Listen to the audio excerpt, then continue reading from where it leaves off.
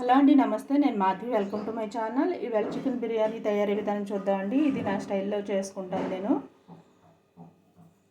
దీనికి కావాల్సిన పదార్థాలు: చికెన్ 1/2 కేజీ అండి, రైస్ 1/2 కేజీ, అలాగే ఒక కట్ట కొత్తిమీర, ఒక కట్ట పుదీనా కడిగి ఆరబెట్టి ఇలా సన్నగా తరుక్కున్నానండి.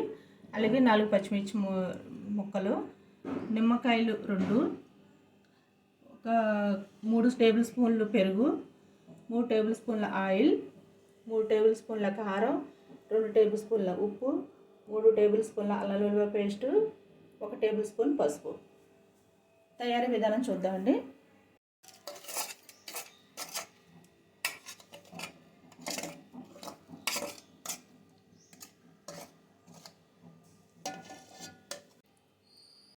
కూడా కొంచెం 3 మీడియం సైజు ఉల్లిపాయలు పొడవ కట్ చేసుకుని ఇలా వేయించి పెట్టుకున్నానండి. ఇవి కూడా ఇందులో కలుపుకుందాం. మసాలాన్ని కలిపి పెట్టుకున్నాం కదండి చికెన్కి. దీన్ని మ్యాక్సిమం 1 అవర్ కానీ, లేకపోతే కుదరదు అనుకుంటే 1/2 అవర్ కానీ నానబెట్టుకోవాలండి. ఇలాగా రైస్ 1/2 కేజీ రైస్ అండి. దీన్ని కడిగి పెట్టుకుందాము. ఇలా కడిగి పెట్టుకున్న రైస్లో కొద్దిగా 1 టేబుల్ స్పూన్ ఆయిల్ అండి, 1 టేబుల్ స్పూన్ ఉప్పు కదండి. అందులోకి పలావ్ ఆకులు, పలావ్ పువ్వు, యాలకులు, చిన్న దాల్చిన చెక్క, 7-8 లవంగాలు, 1 టేబుల్ స్పూన్ షాజీరా వేయటం చూసి ఇలాగా వేసుకుని అన్నీ కలిపేసుకుని అంటే రైస్లోను ఒక 1/2 అవర్ ఇవి కూడా నానబెట్టుకోవాలి.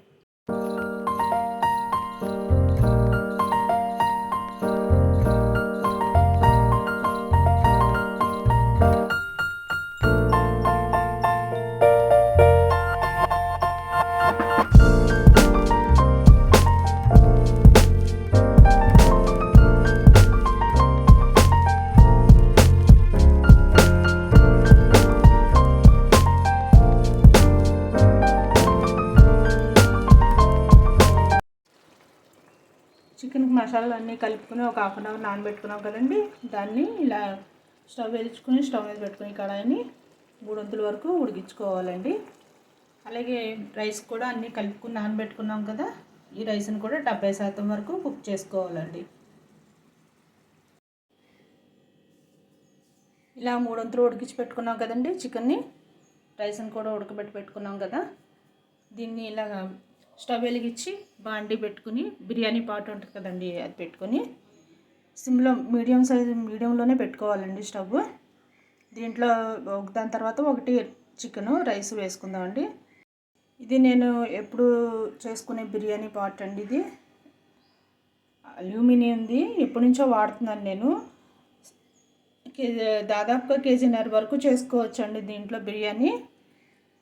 అడుగు మందంగా ఉంటుంది, వెడల్పు కూడా బాగుంటుంది. బిర్యానీ అయితే చికెన్ కుక్ అవటానికైనా, బిర్యానీ రైస్ సమానంగా ఉడకటానికైనా బాగుంటుందండి ఇది. దీంట్లో ముందుగా కొంచెం 1 టేబుల్ స్పూన్ నెయ్యి రాసానండి గిన్నెకి. ఇలా పెట్టుకున్న గిన్నెలో ముందుగా చికెన్ వేసుకుందామండి. అడుగు భాగంలోను ఇలా ఒక లేయర్ చికెన్ వేసుకున్నాం కదండి. దీనిపైన ఒక లేయర్ రైస్ వేసుకుందాం. మనం 70% కుక్ చేసుకున్నాం కదండి. ఈ రైస్ని ఇలా నీళ్లు వాడేసేసుకుని ఈ రైస్ కూడా తీసుకుని చికెన్ పైన లేయర్ కింద వేయాలండి.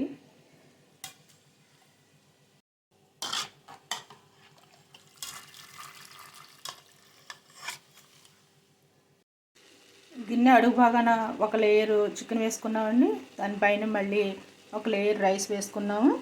మళ్ళీ దీనిపైన చికెన్ వేసుకోవాలండి. ఒక లేయర్ చికెన్ వేసుకున్నాం కదా, దీనిపైన మళ్ళీ ఒక లేయర్ కింద మళ్ళీ రైస్ వేసుకోవాలి. మనం చేసేది చికెన్ దమ్ బిర్యానీ కదండి. దీంట్లో లేయర్స్ కింద చికెను, రైసు, మళ్ళీ చికెను, రైసు ఇలా మొత్తం ఇలా పేర్చుకున్నాం కదండి దాని మీద ఒకటి. దీని మీద కొంచెం పుదీనా, కొత్తిమీర, అలాగే బ్రౌన్ రైస్ పైన గార్నిష్ చేసుకుందామండి.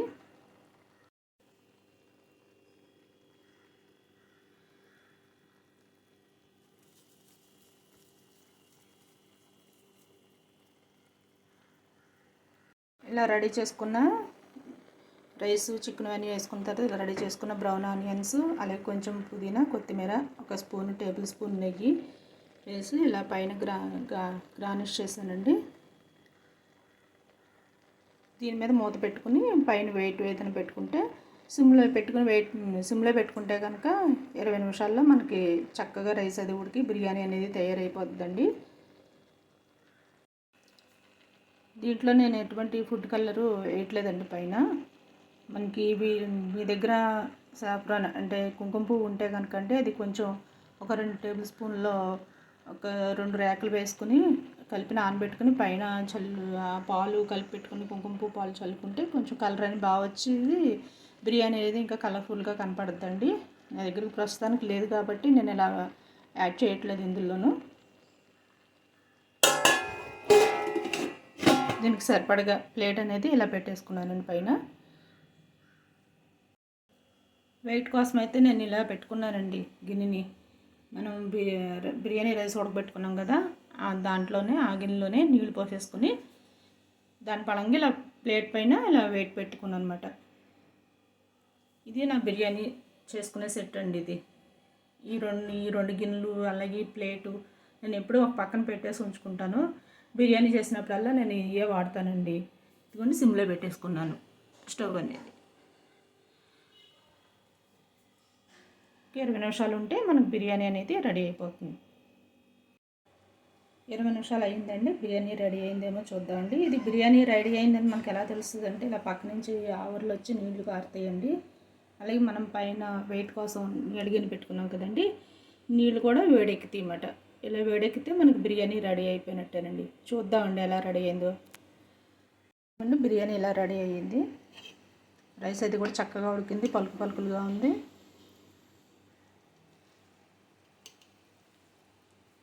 చికెన్ ముక్క కూడా చూసారా, లేయర్ కింద ఇలా మనం అనేటప్పటికి విడిపోతుంది. ఇలా రెడీ అయ్యిందండి మొత్తం చికెన్ దమ్ బిర్యానీ. ఇందాక చెప్పడం మర్చిపోయానండి, చికెన్లో గరం మసాలా కలపటం మర్చిపోయాను. ఫైనల్గా ఇదండి మన చికెన్ దమ్ బిర్యానీ ఇలా రెడీ అయ్యింది.